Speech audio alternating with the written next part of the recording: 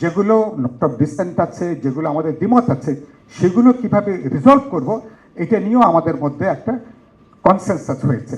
তো এখন এই প্রশ্নগুলো নিয়ে আমরা এই পলিটিক্যাল যে আলোচনা, যে আমাদের যেটুকু বিরোধ আছে, আমরা কি মাঠের কোনো কর্মসূচি দিয়ে, আমরা কি চাপ প্রয়োগ করে, হুমকি দিয়ে, জবরদস্তি করে এগুলোকে আমরা সমাধান করতে পারবো? এটা নিশ্চয়ই কোনো পথ না। আলোচনা লাগবে, বোঝাপড়া লাগবে, সমঝোতা লাগবে। এবং যে কোনো সমাজ এখন চলে একটা বোঝাপড়ার মধ্য দিয়ে, সমঝোতার মধ্য দিয়ে। তারপরে যেসব দ্বিমত থাকবেই, দ্বিমতই তো হচ্ছে ডেমোক্রেসির সবচেয়ে বড় তার সৌন্দর্য বলি, অথবা সেটা যে সাস্টেইন করছে তার বড় কারণ তো এখানে। আমরা আমাদের যেখানে দ্বিমত আছে, বিপ্লবী ওয়ার্কার্স পার্টি তার ইশতেহারে থাকবে, বিএনপি, জামাত ইসলামী তার ইশতেহারে তারা দেবেন, তারা মানুষের কাছে নিয়ে যাবেন, মানুষের সম্মতি তারা আদায় করবেন, যারা পার্লামেন্টে যাবেন। আর বলছি যে এখন আপনি এটাকে আইনে প্রণয়ন করবেন, তো আইন তো একটা আইনি প্রক্রিয়া।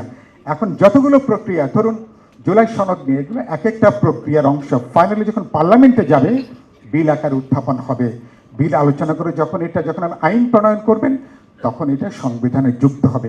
এর আগে তো এটাকে আইনে পরিণত করবার অন্য কোনো সাংবিধানিক সুযোগ তো নাগরিকের সামনে নাই, জনগণের সামনে নাই, সাংবিধানিক ভাবে আপনার সামনে নাই।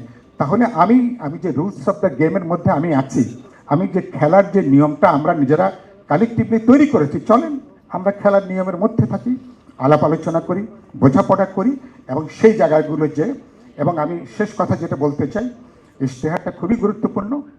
দলের মধ্যে আলোচনা, আপনাদের বিভিন্ন নাগরিক প্ল্যাটফর্মে এটা নিয়ে খোলামেলা আলোচনা হওয়া দরকার। অনেকে চমক তৈরি করেন, যেটা আপনারা একটা শব্দ ব্যবহার করেছেন, যেটা অর্জনযোগ্য, যেটা আমরা অর্জন করতে পারি। আরেকটা গুরুত্বপূর্ণ ইশতেহারের ক্ষেত্রে আমার প্রাণ, প্রকৃতি, জীব বৈচিত্র্য, আমার মাটি, আমার মানুষ, এবং আগামী 50 বছর, 100 বছরকে সামনে রেখে একটা রাজনৈতিক দলের ভিশনটা, চিন্তাটা কি, তাহলে আপনি আপনার ইশতেহারের মধ্যে আশু, মধ্যমেয়াদী এবং দীর্ঘমেয়াদী আপনার চিন্তার প্রস্তাবক যে প্রকল্পগুলো, সেগুলো যদি যৌক্তিকভাবে হাজির করতে পারি, তাহলে এটা বিশ্বাসযোগ্য হবে। আর শেষ কথা বলি, রাজনীতিকদের দায়বদ্ধতা।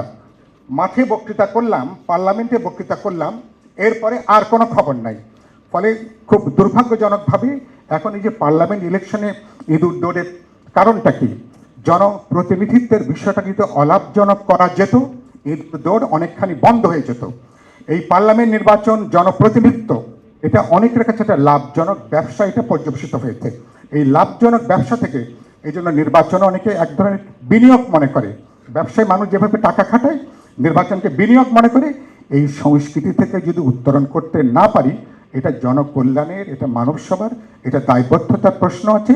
আরেকটা শেষ কথা বলি, রাজনীতিকরা প্রতি 6 মাস পর পর তাদের জনগণের কাছে, ভোটারদের কাছে কিভাবে তারা জবাবদিহি করবেন, এই সংস্কৃতিটা যদি আমরা চালু করতে পারি, আমি ইশতেহারে যে কথাগুলো বলবো, ইশতেহারটা তাহলে সুবিচার পাবে, মানুষের কাছে আসবে।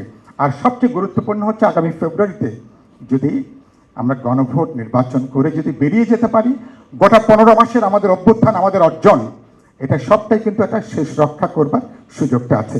চলেন আমরা নিজেরা দায়িত্বশীল আচরণ করি, কথা বলি, বিতর্ক থাকবে, আলাপ আলোচনা থাকবে, কিন্তু এটা কিন্তু মাঠের হাসিনার আমলের মতন মাঠ দখলের প্রতিযোগিতা করে বিদ্যমান রাজনৈতিক সংকট সমাধান করতে পারবো না। এটা করতে গেলে আমরা মারামারি করি, হানাহানি করি, এই দৃশ্য দেখার জন্য কিন্তু অনেকে কিন্তু অপেক্ষা করছে।